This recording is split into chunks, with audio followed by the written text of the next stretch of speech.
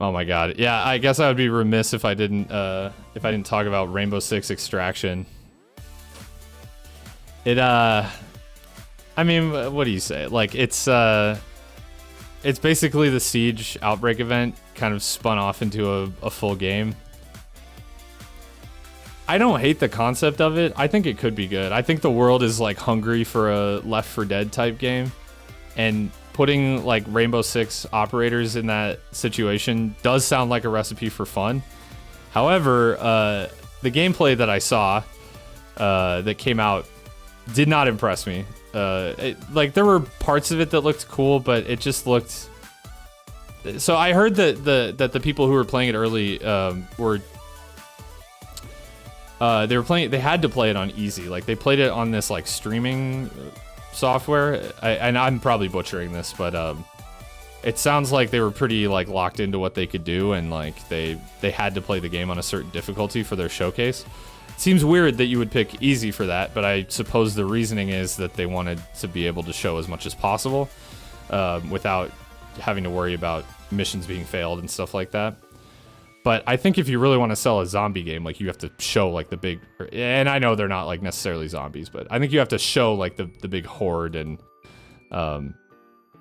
like you got to show the eyewash, you know, the cool stuff. Because otherwise it just looked like Outbreak. It looked like an asset flip of Siege.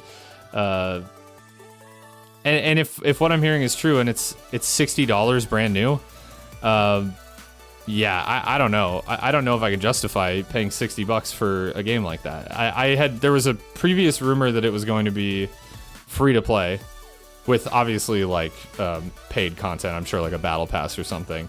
And I thought that was perfect for this game. And even like a $20, $30 price point might have been good. But I just for $60, I can't see it. I think this game is dead on arrival if it launches at $60. And I say this even as a Siege fan, as a fan of the franchise. It's a non-starter for me if it is what they say it is, and it may still be fun. I think the concept is fun. I think even if it launches in a poor state, as Siege has proven, it's not beyond saving. It's just not going to be for me if it's $60 and what launches is what I saw in the gameplay that I've watched so far.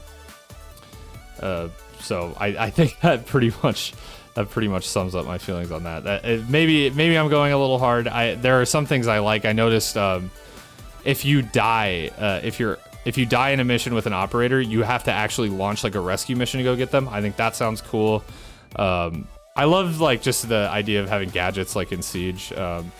My hope was that it would lead to cool like, you know, synergies and like team play moments, but I didn't really see any of that in the footage that I watched. And it didn't really look like an improvement on Siege mechanically. If anything, there was even some weird stuff like the reinforcing of walls and stuff looked like the old animations, like from before they changed them in Rainbow Six Siege. And yeah, like just all sorts of like little stuff that stuck out to me as being weird.